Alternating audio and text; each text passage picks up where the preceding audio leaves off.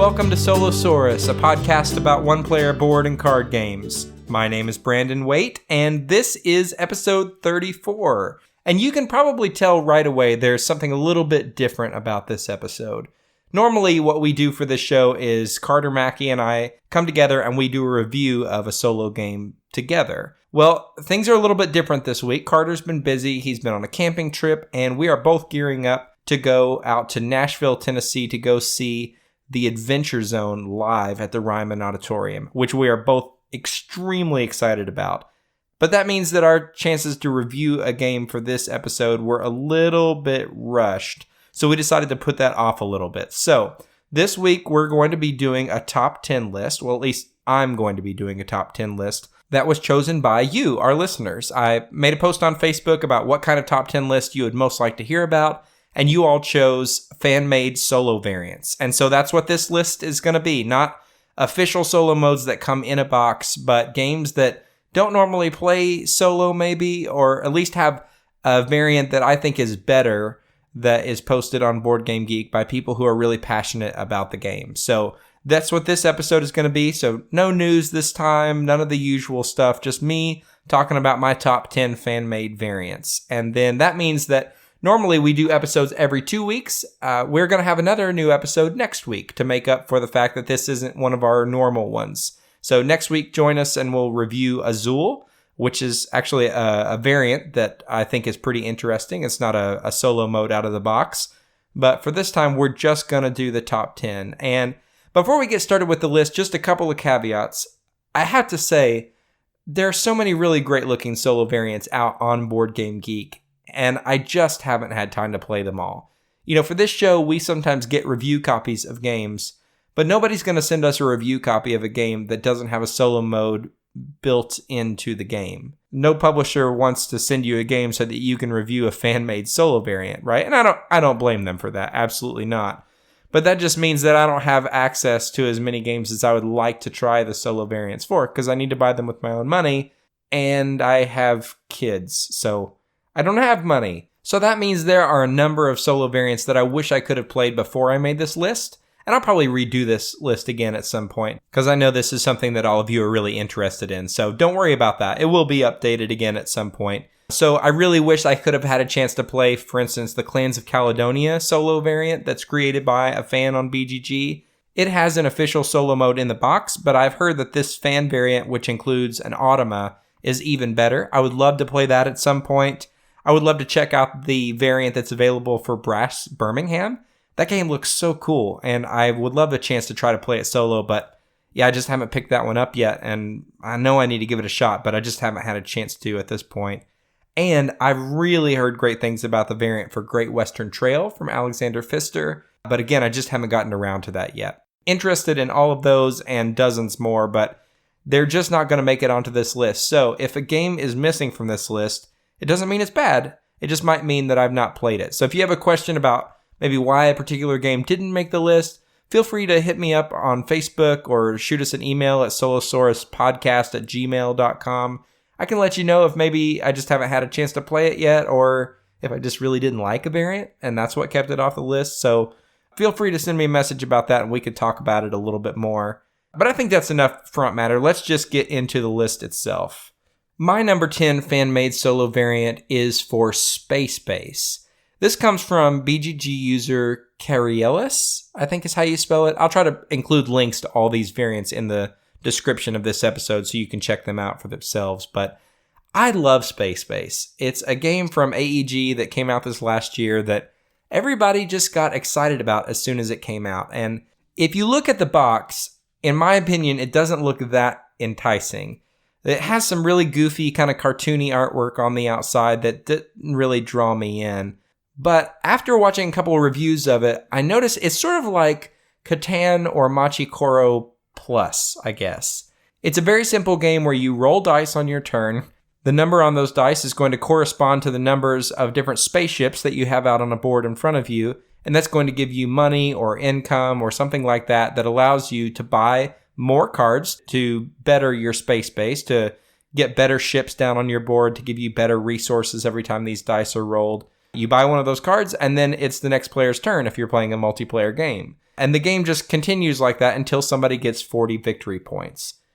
I really love that. It's very simple. It's very easy to teach other people. And yet it's still very satisfying for me to play. And one of the things that I like about it the most is that when you upgrade one of these spaces on your space base, where you buy a new ship card and you place it over the 10 slot, for example, so that every time you roll a 10, you're now getting, let's say 5 coins instead of 3. You take the card that was already on that 10 slot and you turn it upside down and tuck it under your board. And that means that when somebody else on their turn rolls dice, if they roll a 10, you get whatever is listed on the top of the card that you've just tucked under the board. So the game encourages you to keep buying cards and tucking your existing ones under the board. So not only are you getting stuff on your turn, you're getting stuff on other people's turns as well. And what that means for me is that when you play this game at a low player count, like 2 players, for instance, it's not that much fun, because what you're trying to do is, yes, get lucky with rolls on your own turn and trying to make it so that, no matter what you roll on your turn, you're getting something really good, or else that you're just banking on one number in particular so you can hit the jackpot. You're not just doing that, you're also excited to see what happens on other people's turns. And if there's only 2 players or even just 3 players in a game, you're not getting as much opportunity to make use of those cards that are tucked at the top of your board. So I always imagine that this as a solo game would not be that compelling, but there's a really cool variant on BGG from this user, Carrie Ellis, that basically just has you pulling a second board out of the box and placing it to the side and increasing an AI bot's points every turn. So you're going to take your turn like normal. Then when it's their turn, you're going to roll a couple of dice to remove some cards from the market of cards that are available for you to buy, just so that things stay fresh in the market, so that there's always something new available for you. And then on top of that, you're going to roll the dice 3 times on that player's turn. And what's really nice about that is it basically simulates a 4-player game. The cards are leaving the market regularly, but you're getting all the chances to use the cards that you've tucked under the top of your board, just like you would if you were playing a 4-player game. I really like that. If he had just had you roll the dice maybe 1 time or 2 times, that wouldn't have been quite as satisfying for me. I really like that you just simulate a full 4-player experience, but in a much shorter time frame. This is a very challenging variant, and because there's so much dice rolling in the game, a lot of it does come down to luck, for sure. But the whole point of the game is you're trying to mitigate that luck. And so I find it to be a very compelling experience. I probably wouldn't like it so much if it was a little bit longer, because the luck would start to get to me. But as it is, I can knock out a solo game of this in maybe 30 minutes. And I really love it. So if you are interested in Space Base and are just wondering whether or not you'd be able to get it to the table as often as you'd like, I would say definitely check this out. And the nice thing about this one is, even if you do pick it up and you're not sure that you would play it all that often solo, when you do have people around who are interested in playing a game, even if that's rare for you, this is a very easy game to pull out and teach other people. So definitely recommend that. That is Space Base from AEG Games. And again, that variant is from user Carrie Ellis. My number 9 user-created solo variant is for King Domino, and that comes to us from Alexander Saranak, who listens to this show. Alexander, I hope I pronounced your name correctly. I'm so thankful for this variant because King Domino from Blue Orange Games is my favorite little casual tile laying game. Basically, every turn you're drafting these dominoes. There are 4 dominoes out for you to pick from. And I say dominoes, they're domino shaped, but they don't have numbers on them. They have pictures of different land types. And over the course of the game, you want to build either a 5x5 or 7x7 grid of these tiles with regions that sort of match up together and that have different crowns on those regions that are pictured. And at the end of the game, you're going to get a number of points equal to the number of crowns in any given region times the number of squares of that region type. And I sort of just started to put myself to sleep saying that out loud, right? That doesn't sound that exciting, but it really is. And what's really nice about this game is it's beautiful, it's bright and colorful, and so it looks great on the table. It is so simple to set up. The rule set is really easy. And what's great about this variant is when you're playing a multiplayer game, you're taking tiles and you're trying to be careful to pick the tiles that work well for you, but also not to leave your opponent with the tiles that they really want for their kingdom. This sort of simulates that because the tiles that you don't pick are going to go into a little stash for Princess Dorothy, which is the very simple AI for this game. You're just going to take these tiles, set them aside, and at the end of the game, you're going to look at all the tiles that your opponent has amassed, and you're going to line them up in a column and score them in whatever way would get the AI the most points.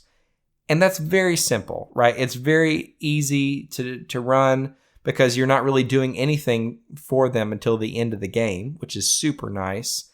And you have an opponent that you need to beat. We've actually done a full review for this variant, so you can check out that episode if you want to hear our thoughts on that just a little bit more. But the gist of it is I really like this variant. It's a little too easy to beat Princess Dorothy, in my opinion.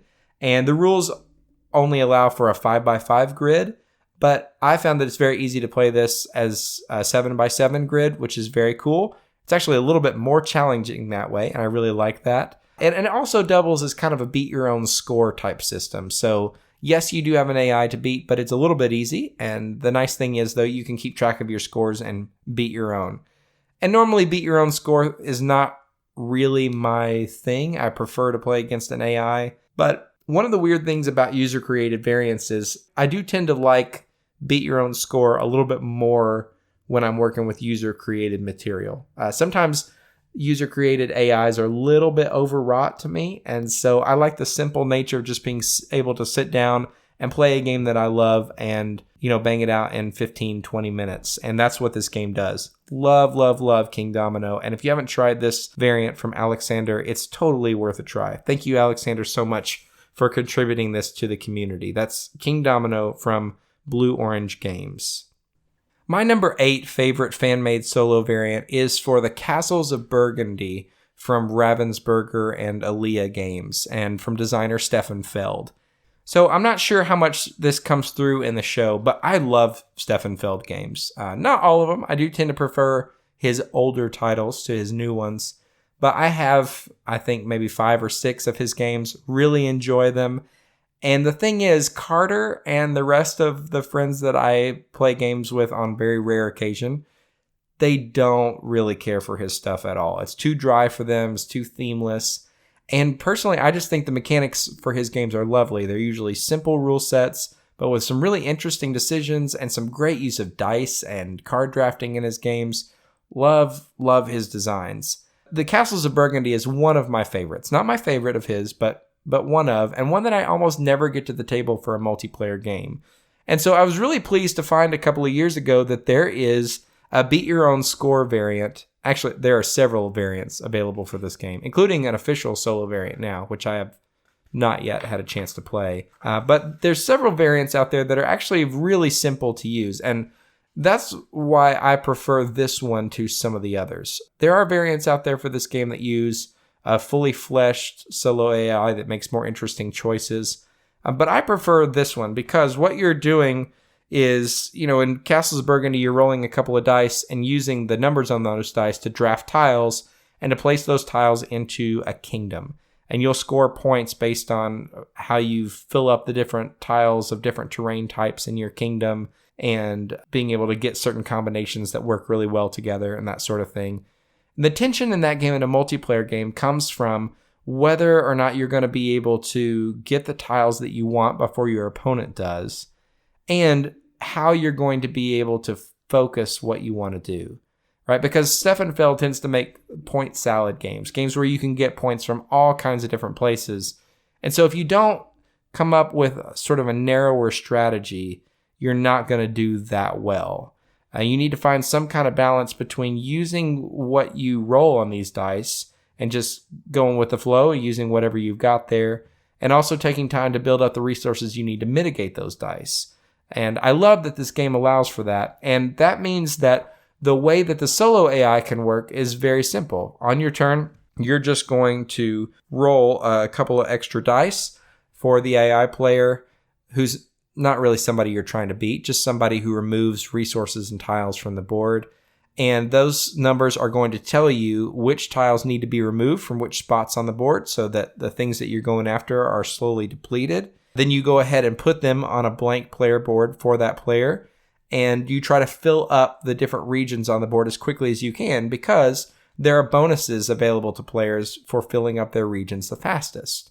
And so basically what this quote-unquote AI is trying to do is trying to take the tiles from you to give you fewer options on your turn, and also trying to fill up their board the fastest so that you don't get those, special end of game points goals for filling up your regions. It's a very simple variant, and it was created by BGG user Kitten Hoarder.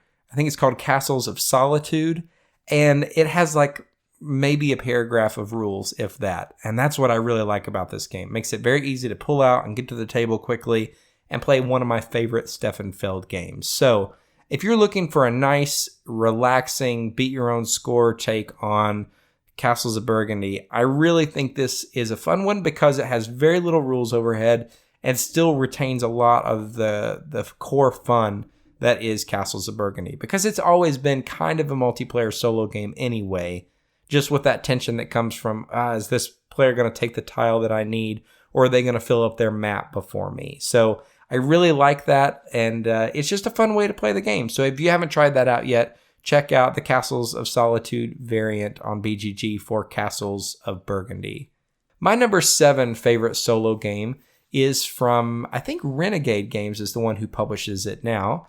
It's called Arboretum. Arboretum is this fascinating card game where basically every turn you are trying to build up a hand of trees and trying to lay out one tree per turn and discard a tree every turn in order to build an arboretum. You want to build these paths of trees out in front of you that will score you points at the end of the game. And the trick is you want to put out as many different trees of this type as possible. Trees are numbered, I think, 1 through 8, and you get points for, having a 1 at the beginning of a path and an 8 at the end of the path. And you have points for how many cards you can fit in that path of trees to begin with. And so you want to be able, you would think, to lay down, numbers 1 through 8 of a particular type of tree and create this long and winding path where people can look at every variety of, jicama or whatever. I don't know trees very well. I don't go outside that much. But you want to get these really pretty rows of trees that people can walk through and see lots of the same type. I'm not sure if that's how arboretums really work, because again, mostly staying indoors.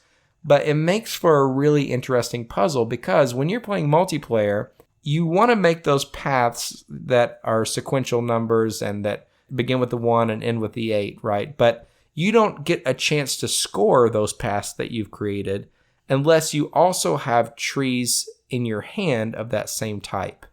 When it comes time to score, you want to be able to add up the numbers on all the trees that you have in your hand of the types that you have paths out on the board, and you want it to be higher than everybody else.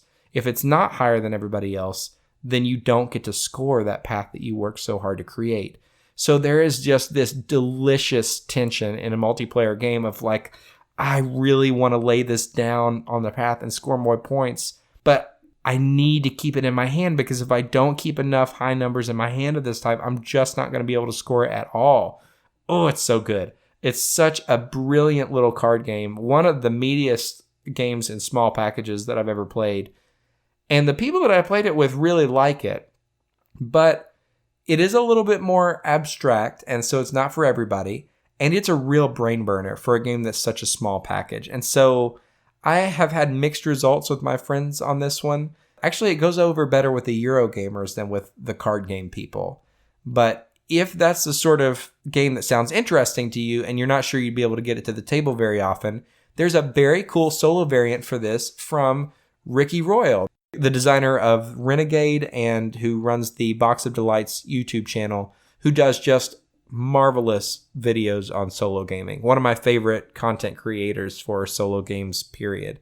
If you go onto his website, you can find a really cool, very simple solo variant for this, where you still have that tension of trying to keep enough cards in your hand to score your paths. Because what you do here is on every turn, you're going to draw 2 cards, just like you would in the normal game. You're still going to play a card down to your path to try to build up a path of trees that you can score at the end of the game. but then you have to discard a card. And normally in the multiplayer game, discarding a card isn't the end of the world, but you do have to be careful about it because other people might want the card that you're discarding because they can draw from either a face down pile or your discard pile. But in this game, when you discard a card, it's going into an AI's pile. And that means that at the end of the game, you're not going to be able to score your path unless you have cards in your hand that are greater in number than the cards in the discard pile. So you have to be really careful about what you discard, being really thoughtful to make sure you keep a tally in your head of how much he has and how much you have. And it's fantastic. It really does a good job of emulating that experience in a very simple way. And you're not really competing against an AI for this. It's still a beat your own score thing. But it does have a little rubric in there that's helpful to help you gauge how well you did. And it's simple, it's fast, it's easy to set up, and still really makes you think. So I love Arboretum, and if you haven't tried this solo variant from Ricky Royal, it is totally worth a play. My number 6 favorite user-created variant is for Near and Far from Red Raven Games. Most of the games that we've talked about so far have been a little bit smaller than this one. Well, I don't know. The Castles of Burgundy one is a decent-sized game. Anyway, this is the biggest game so far, and if you've not played Near and Far, it's this really cool game of, I guess, worker placement / adventure / storytelling, where you're going to be playing basically a very simple Euro game about set collection and trying to build different artifacts and gather resources and pitch tents and things like that get you points. Sort of typical Euro game with a thin veneer of theme over it kind of mechanics mashup. What makes this really special, though, to me, is that it's a story-driven game. So there's actually a big storybook that comes with it. And if you were playing multiplayer, you've got this Euro game that you're playing, but at different points as you travel throughout town, which is a board where basically you gather supplies, or on the map, which is a big spiral-bound book that has pictures of different maps where you can travel around like basically different game boards, you get the chance to have these story adventures. And what's really neat about this game is you can play it where either you go through a story that is specific to your particular character, and there are several characters in the box, or you play through a campaign, which is like sort of the main story of the game.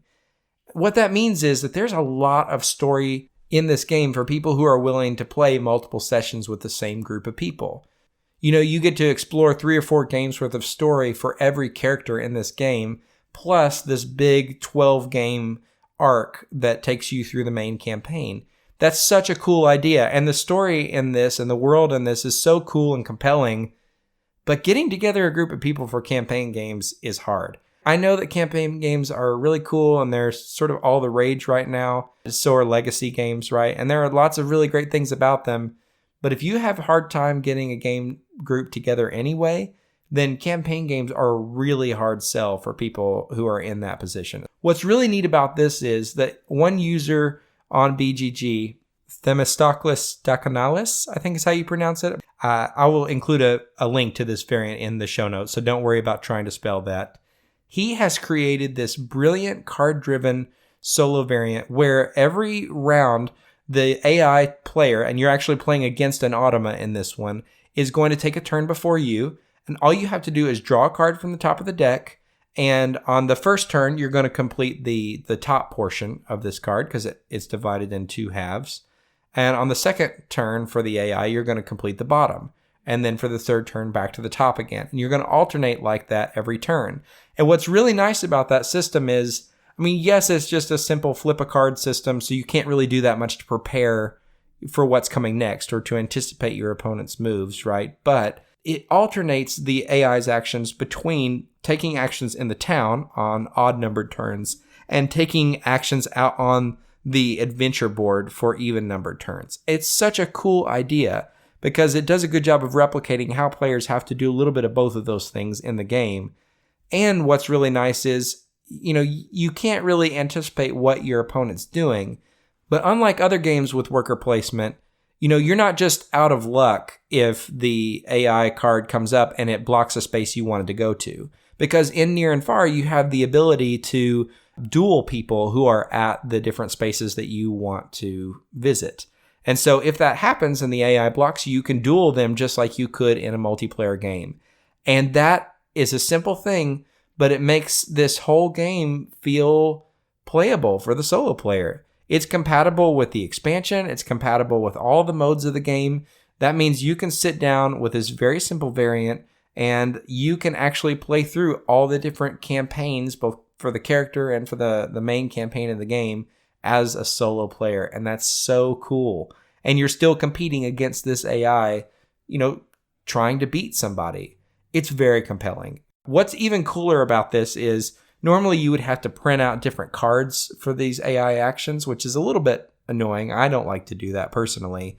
But another BGG user who has a geek list called Digital Automas has made a digital version of this automa. So you can pop up in your phone or your computer and the draw deck is automated. You don't have to print anything out. You just hit the draw button and actually it highlights for you either the top or bottom of the card depending on whether you're playing an odd numbered or an even numbered turn.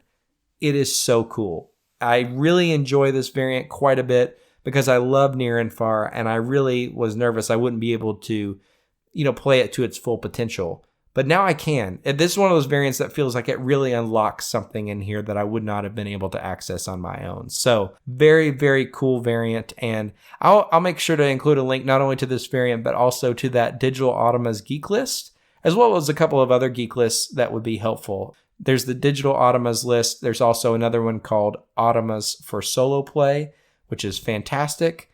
And another one called Solo Play Variants, which is from a guy who just for years now has cranked out solo variants on BGG. So make sure you check out all of those. Back to the main point, Near and Far is my number 6.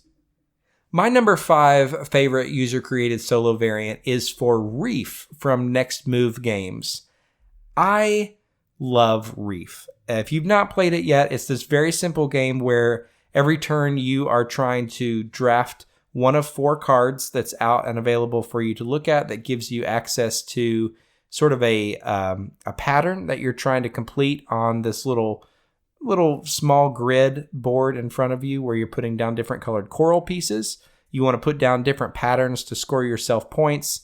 And actually what you really want to do is try to get yourself in such a position that you are able to score this pattern multiple times. So you can really rack up some points here.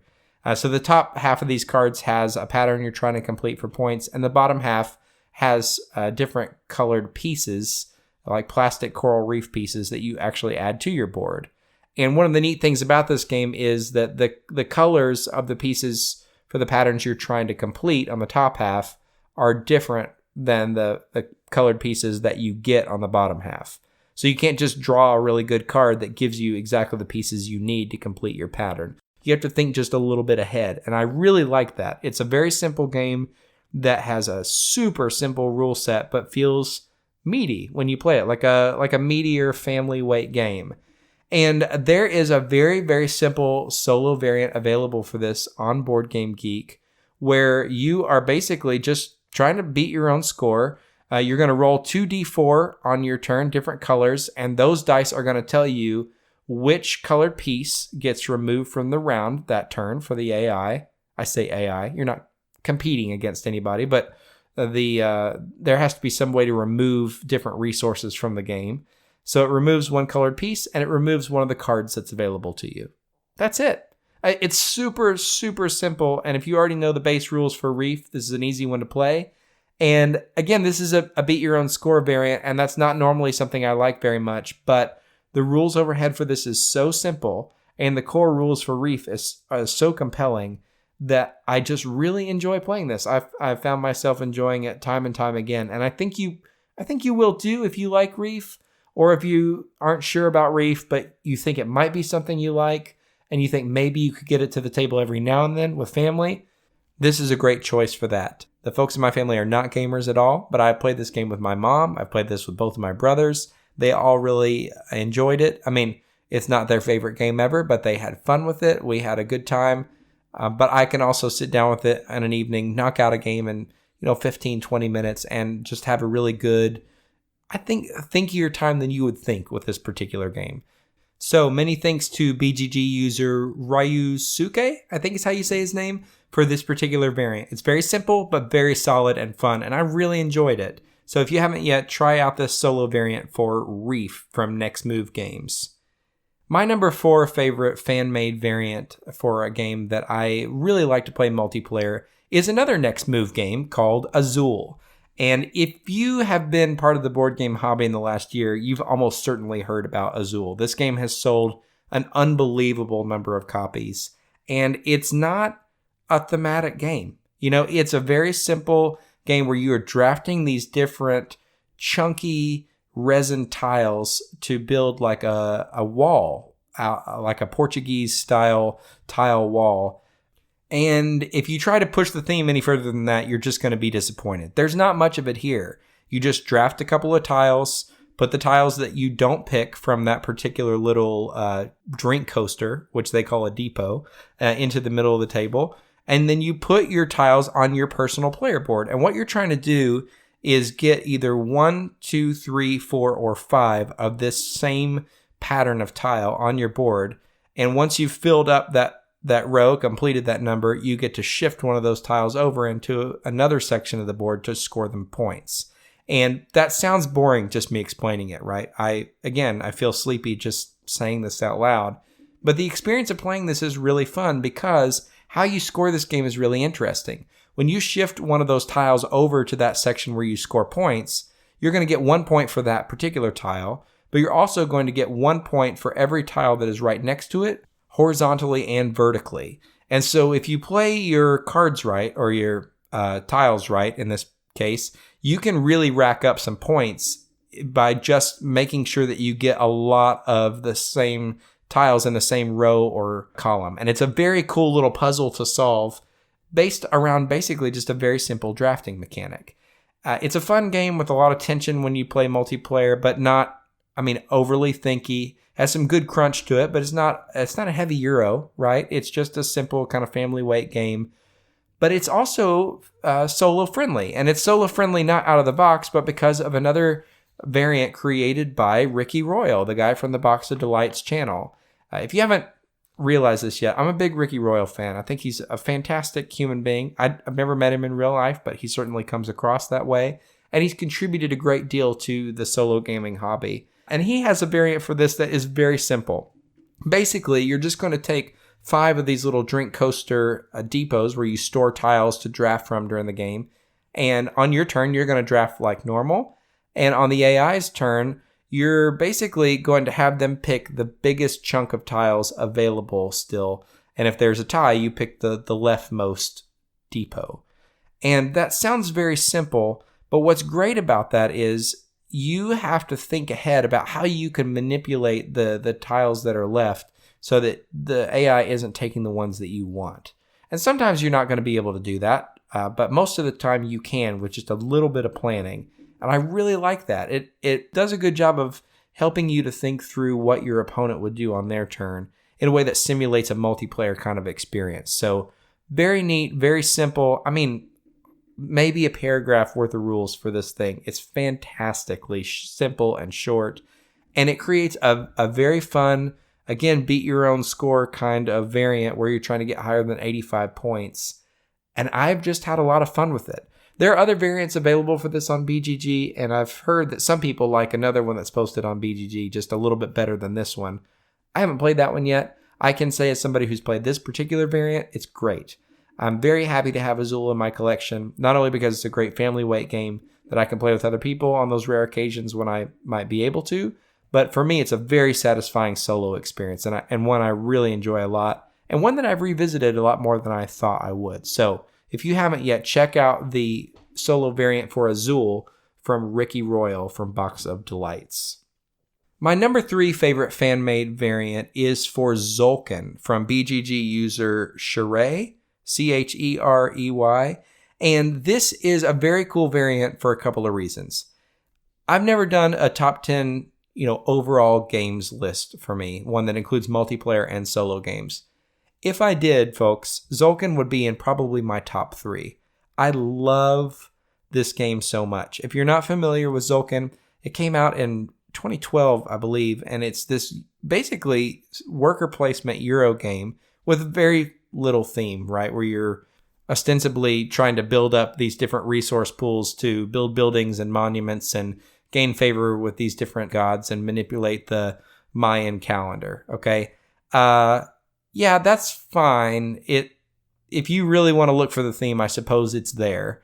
There's a couple of neat thematic elements here, but the theme is pretty thin.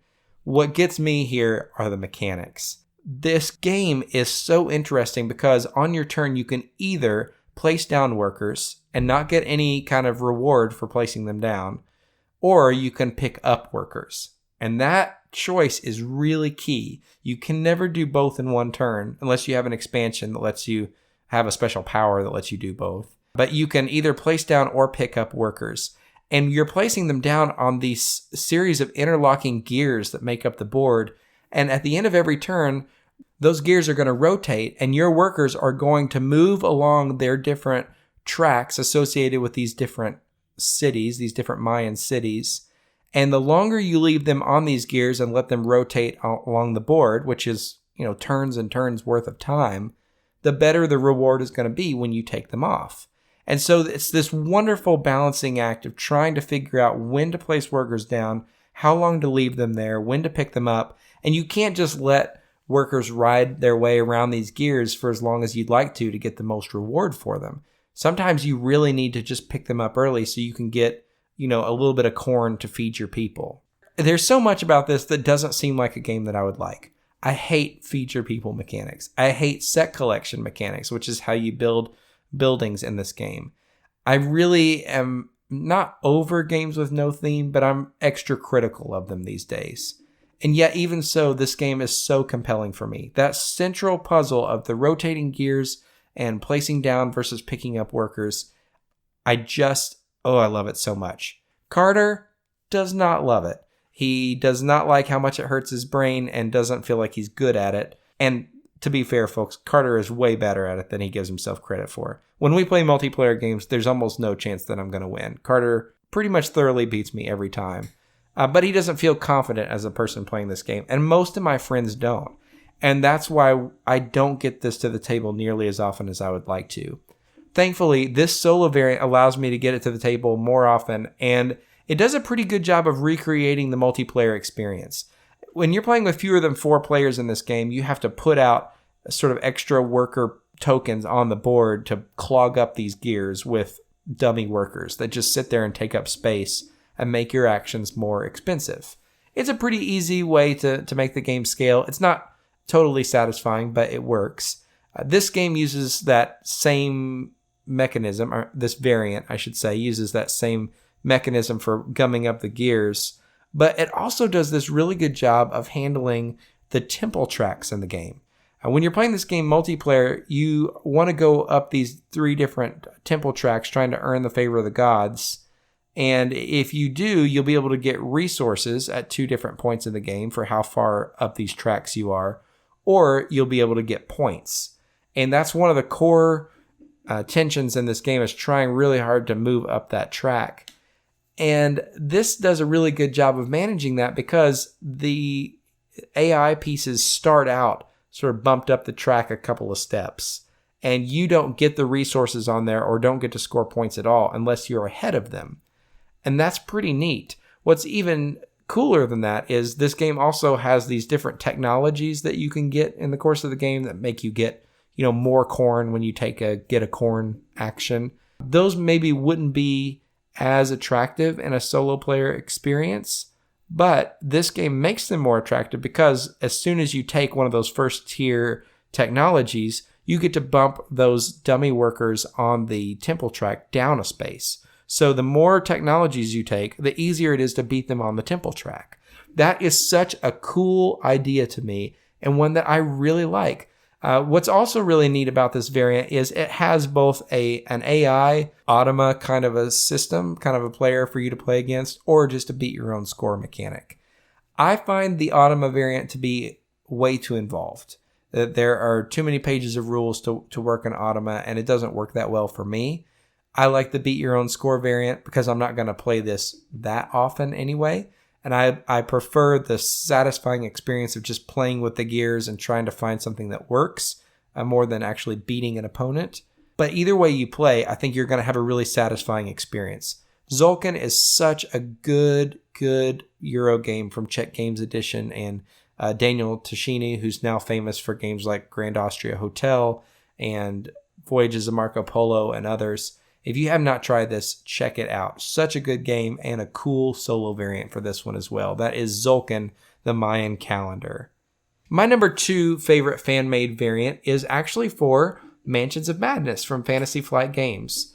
And we have done a review for Mansions of Madness, and if you've listened to it, you know I love that game. It is one of my favorite solo games of all time. In fact, I think it was my number 1 favorite on my last time that I did the top 10 solo games list.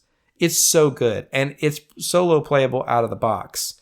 So this entry is a little bit different. If you've played Mansions of Madness, you know there are 4 different cases that you get to play through in the base box where you're exploring a Cthulhu monster-infested mansion, trying to solve a mystery, and each one of those scenarios is replayable, and there's some variety in how you replay it.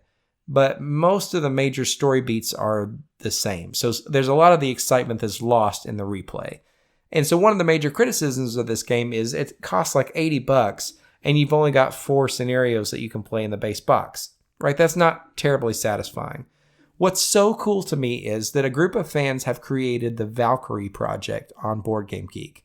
You download this app called Valkyrie, and you can download different fan-made cases for Mansions of Madness and play them, and they use a lot of the assets that are already in the Mansions of Madness app to make this feel like kind of a seamless Fantasy Flight made official kind of experience, but it's not really. And there are several cases available for this that really increase the replay value of the base game. It's such a cool project. If you haven't checked out Valkyrie, you can go onto Board Game Geek and download the app. Well, you can find a link to download the app and find a little bit more about the different cases that are available. You can find folks who have played through those cases and reviewed them, so you know which ones are better than others. And it's an excellent way to add value to what is, for me, already an outstanding game of exploration and mystery solving. And I love it. If you've not played the Valkyrie cases, definitely check that out. That is my number 2 favorite fan-made variant. And my number 1 favorite fan-made solo variant, probably most of you could guess it, is the Better Bot project for Root. If you've listened to our review for Root, you'll know we were just not big fans of the official solo mode for this game, like basically everybody else who played it, right? It's pretty commonly accepted that the solo variant and the official one is not very good for this game.